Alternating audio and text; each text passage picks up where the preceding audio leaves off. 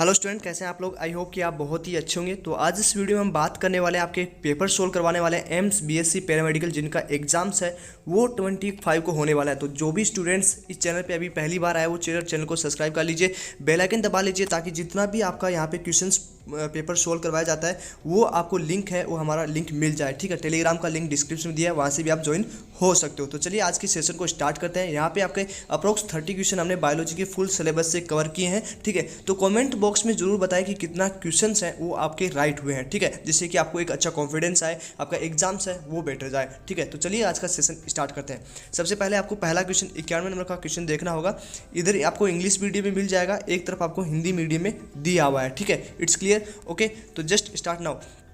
तो पहला पेपर है, पहला क्वेश्चन है, अग्राशय के लिए बहिस्रावी भाग से स्रावण होता है। तो 4 ऑप्शंस आपके सामने है, तो इसका क्या राइट आंसर जाने वाला है जल्दी से कमेंट बॉक्स में आप बताते चलिए। ठीक है, तो इसका जो राइट आंसर जाएगा वो जाने वाला है आपका सेकंड राइट आंसर इसका जाएगा। ओके, तो सेकंड आंसर है वो आपका राइट यहाँ पे जाने वाला है। उसके बाद में आपको 92 का क्वेश्चन रीड करना है। मानवों में निम्नलिखित में से किस एक जोड़े के खाद्य घटक आमाशय के में बिल्कुल बिना पाचित हुए पहुँचते हैं।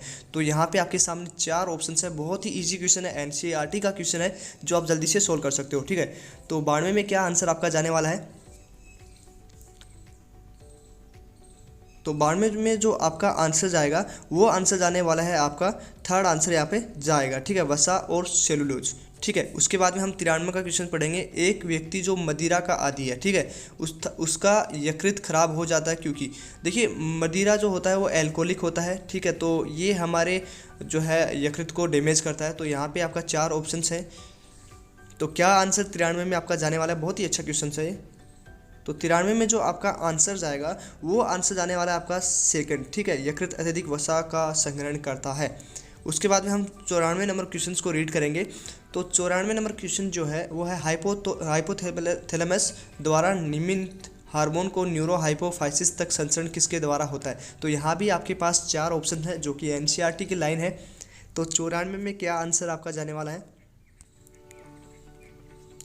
तो 94 में जो आपका आंसर जाएगा वो आंसर जाएगा आपका सेकंड। ठीक है, तो यहाँ पे सेकंड आंसर आपका जाने वाला है। ठीक है, उसके बाद में आपको यदि हिंदी में नहीं समझ में आ रहा तो आप इंग्लिश मीडियम में पढ़ सकते हैं।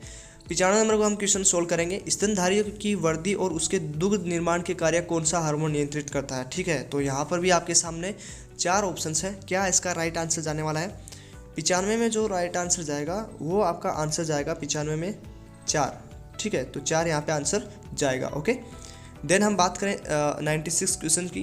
कौन सा कोर्टिसोइड हार्मोन हृदय संवहनी तंत्र के रखरखाव तथा वृक्क की क्रियाओं को प्रतिद्राह में बनाए रखने का सहलगन होता है। तो 4 ऑप्शंस यहाँ आपके सामने हैं।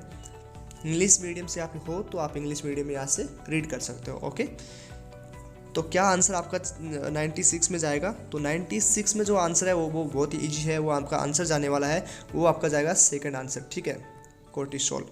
उसके बाद में हम 97 क्वेश्चन को रीड करने वाले हैं।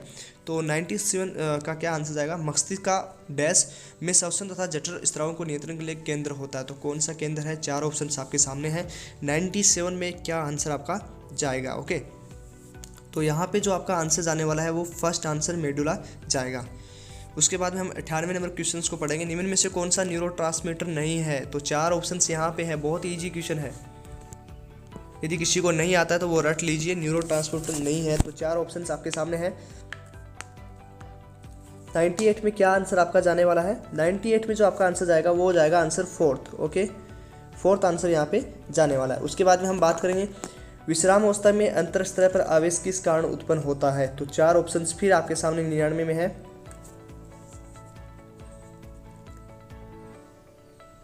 तो यहाँ पे जो आंसर जाएगा आपका वो 99 में जाएगा आपका थर्ड आंसर। ठीक है, तो थर्ड आंसर यहाँ पे 99 में जाने वाला है। उसके बाद में हम पढ़ेंगे 100 नंबर क्वेश्चन। संयुक्त अनुस्थलन का समय। तो यहाँ पे थोड़ा सा इंग्लिश मीडियम में आप पढ़ लीजिए। ठीक है, तो यहाँ पे कौन सा कथन सही है। तो यहाँ पे 4 ऑप्शन दे रखे हैं। उसके बाद में ABC दे रखा है। ठीक है, उसके बाद में यहाँ पे ऑप्शंस दे रखे हैं, तो उसमें से कौन सा राइट होगा। 100 नंबर के क्वेश्चन में आपका क्या आंसर जाने वाला है। 100 नंबर के जो क्वेश्चंस में जो आपका आंसर जाएगा वो आपका आंसर जाने वाला है वो फोर्थ आंसर आपका जाएगा। ठीक है, तो ए बी सी यहाँ पे आंसर फोर्थ जाने वाला है। ओके, उसके बाद हम फिफ्थ क्वेश्चन को 101 को रीड करेंगे। रक्त स्कंदन कारक प्रोथ्रोम्बिन कहाँ पाया जाता है? तो ये भी आपका बहुत ईजी क्वेश्चन है। तो 4 ऑप्शंस आपके सामने हैं। 101 में क्या आंसर जाएगा?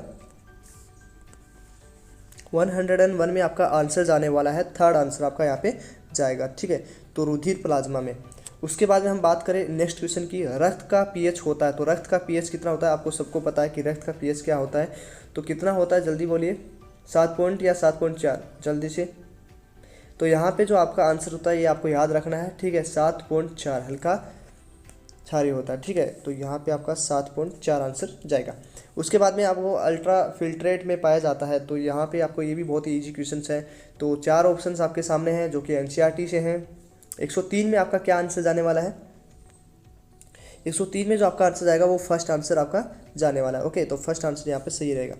उसके बाद में आपका 104 क्वेश्चन की बात करें, नेफ्रॉन का कौन सा भाग जल तथा विद्युत अपघट्य का 70 से 80% को पुनः अवशोषण करता है? ठीक है, तो 104 में आपका आंसर जाएगा, क्या जाने वाला है आपका? 104 में जो आपका आंसर जाएगा वो जाएगा यहाँ पे फर्स्ट आंसर आपका जाने वाला है। ठीक है, तो यहाँ पे आपका कौन सा आंसर जाएगा? फर्स्ट आपका आंसर जाएगा पीसीटी। ओके, उसके बाद हम पढ़ेंगे 105 नंबर क्वेश्चन, वृक्क में अधिवृक्क निम्न में से कौन से अंग अभिष्ट पदार्थों को उत्सर्जित करने में सहायता करता है? तो यहाँ पे आपके सामने है फेफड़े, यकृत और त्वचा। तो यहाँ पे 3 ऑप्शन है आपके सामने, तो यहाँ पे आपका राइट आंसर क्या रहेगा? ए, बी या सी, 4 ऑप्शन हैं। तो यहाँ पे जो 105 में जो आपका आंसर जाएगा वो आपका आंसर जाएगा ए बी सी, मतलब फोर्थ आंसर यहाँ पे आपका राइट होगा। ओके, तो 4 आंसर आपका राइट होगा। उसके बाद हम बात करें 106 में, तो 106 में आपका क्या आंसर जाएगा? कुपी के वायु तथा कुपी के रक्त कोशिकाओं के मध्य श्वसन गैसों के विनिमय किस प्रकार का होता है? तो 4 ऑप्शंस यहाँ आपके सामने हैं। तो 106 में आपका क्या आंसर जाने वाला है? 106 में जो आपका आंसर जाएगा वो आपका आंसर जाने वाला है थर्ड। ठीक है, तो थर्ड आंसर यहाँ पे डिफिजन आपका जाएगा। ओके, उसके बाद में हम बात करें 107 नंबर क्वेश्चन की, ऐच्छिक बलपूर्वक स्वतंत्रता का आवेग कहाँ उत्पन्न होता है? तो 4 ऑप्शंस आपके सामने हैं 107 में। 107 में जो आपका आंसर जाएगा वो थर्ड आंसर आपका जाने वाला है। ठीक है, तो 107 में आपका थर्ड आंसर यहाँ पे जाएगा। उसके बाद हम बात करें 108 नंबर क्वेश्चन में, यदि बलपूर्वक निःश्वसन करने पे पश्चात व्यक्ति बिना किसी अतिरिक्त बल के सामान्य अंतः श्वसन करता है तो किस फुफ्फुसीय आयतन का अंतः श्वसन होगा? तो यहाँ पे थोड़ा सा ये एनसीईआरटी का क्वेश्चन है, अच्छे से रीड कर लीजिए। एनसीईआरटी की लाइन है, 4 ऑप्शंस आपके सामने है। 108 में आपका जल्दी से बताइए क्या आंसर जाने वाला है? तो यहाँ पे जो आपका आंसर जाएगा वो आपका आंसर जाएगा फोर्थ। ओके, फोर्थ आंसर यहाँ पे जाने वाला है। उसके बाद में हम 109 में क्वेश्चन रीड करेंगे, निम्न शरीर द्रव्यों को कैल्शियम आयनों की कमी के कारण पेशियों में तीव्र ऐंठन होना कहलाता है। ये भी आपका एनसीईआरटी लाइन है, बहुत ही इंपॉर्टेंट क्वेश्चन है। तो इसका आंसर 109 में क्या जाने वाला है? इसका आंसर जो जाएगा वो जाएगा थर्ड आंसर। ठीक है, तो थर्ड आंसर यहाँ पे जाने वाला है। ओके, तो आपको समझ में आ गया होगा, थर्ड आंसर यहाँ पे जाएगा। 110 नंबर का क्वेश्चन है, ये आपका एनसीईआरटी का डायग्राम है जहां आपको पूछा गया है ए बी सी के बारे में। ठीक है, तो बहुत सी एग्जाम में पूछा भी जाता है, तो आपको इस पर कन्फ्यूजन नहीं होना। जल्दी से इसका आंसर बताइए कि क्या जाने वाला है 110 में। तो 110 में आपका जो आंसर जाएगा वो आंसर आपका जाने वाला है सेकंड। ठीक है, तो सेकंड आंसर यहाँ पे आपका राइट होगा, तो सेकंड ऑप्शन आपको चुन लेना है। ठीक है, आप देख सकते हो कि सेकंड ऑप्शन ये है। ओके, उसके बाद हम बात करें 111 नंबर क्वेश्चन की, निम्न में से सत्य मिलान का चयन कीजिए। तो यहाँ पर भी आपके पास 4 ऑप्शन है, कौन सा आपका राइट आंसर है वो आप जल्दी से कमेंट बॉक्स में बताते चलिए, और आपका कितना सही हुआ है वो कमेंट बॉक्स में जरूर बताएं। 111 में जो है आपका सेकंड आंसर जाएगा सैंडल संति। ठीक है, तो 111 में आपका सेकंड आंसर जाने वाला है। ओके, उसके बाद हम बात करें 112 का, रेटिना का वह भाग जो केवल शंकु उपस्थित होता है। तो वो बहुत ही ईजी क्वेश्चन है, आप इसे राइट कर सकते हो। तो 112 में आपका क्या आंसर जाएगा?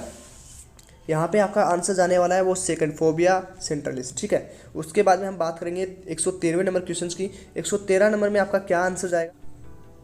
तो 113 में आप क्वेश्चन रीड कीजिए, 113 में आपका क्या आंसर जाएगा? तो यहाँ पे 113 में जो आपका आंसर जाएगा वो आंसर जाने वाला है आपका सेकंड आंसर यहाँ पे जाएगा। ओके, तो सेकंड आंसर यहाँ पे देख लीजिए, क्रिस्टल मैक्यूला। ओके, उसके बाद हम पढ़ेंगे 114 नंबर क्वेश्चन, सामान्य स्फीत कोशिका में डीपीडी किसके बराबर होता है? ठीक है, तो डीपीडी के बारे में पूछा गया है एनसीईआरटी से, यदि किसी को याद नहीं है तो जल्दी से आके एनसीईआरटी खोल के रीड कर लीजिए। ओके, तो 114 में जो आपका आंसर जाने वाला है वो आपका आंसर जाएगा फर्स्ट आंसर यहाँ पे आपका जाने वाला है। ओके, तो फर्स्ट आंसर यहाँ पे आपका सही है। उसके बाद हम बात करें 115 में, एक कोशिका आयतन में वृद्धि करेगी यदि बाह्य माध्यम है। तो वर्दी कब करती है, इसके पास भी आपका पास 4 ऑप्शन है। तो 115 में जो आपका आंसर जाएगा वो फर्स्ट आंसर यहाँ पे जाने वाला है। ओके, तो फर्स्ट आंसर यहाँ पे जाएगा। उसके बाद में बात करें, यदि कोशिका की OP 5 है, DP 4 है, दूसरी कोशिका की OP 3 है, DP 1 से घिरी हुआ है, तो जल के अणु की गति किस तरह होगी। तो आप ये आपका NCERT में ये फॉर्मूला भी दिया हुआ है, तो वहाँ से आप सोल्व कर सकते हो। तो 116 में आपका क्या आंसर जाएगा, 116 में जो आपका आंसर जाने वाला है वो आपका जाएगा फर्स्ट आंसर। ओके, तो फर्स्ट आंसर यहाँ पे 116 में जाएगा। उसके बाद हम बात करें 117 में, बहुत कम तापमान में पुष्प को प्रभावित करने की क्रिया को कहते हैं। तो ये थोड़ा सा NCERT से बाहर है, बट आपको ये याद रखना है। 117 में आपका आंसर जाएगा वो जाएगा फोर्थ आंसर। ओके, तो यहाँ पे फोर्थ आंसर आपका जाने वाला है।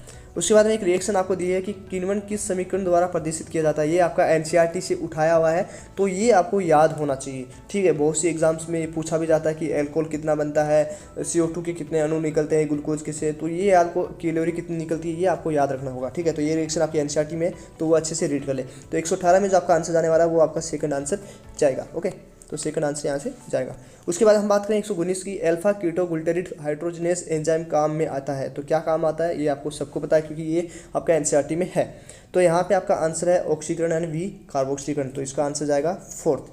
ठीक है, तो आज का ये पेपर पूरा हमने सोल्व किया। आपका कितना राइट क्वेश्चन है, कितना आपने क्वेश्चन सही किया, वो कमेंट बॉक्स में जरूर बताएं, और आपको पेपर कैसा लगा वो भी आप जरूर बताएं। नेक्स्ट आपका पेपर है वो मिल जाएगा आपको हमारे चैनल पे। यदि आप नए हो तो चैनल को डियर्स सब्सक्राइब कर लीजिए, बेल आइकन दबा लीजिए। Thank you dears. और जितने भी वीडियोज़ की लिंक है वो आपका टेलीग्राम पर मिल जाएगी, तो वहाँ टेलीग्राम आपका लिंक डिस्क्रिप्शन है, वहाँ से आप ज्वाइन हो सकते हो। तो थैंक यू डियर्स, मिलते हैं आपको नेक्स्ट वीडियो में, तब तक के लिए बाय बाय, टेक केयर।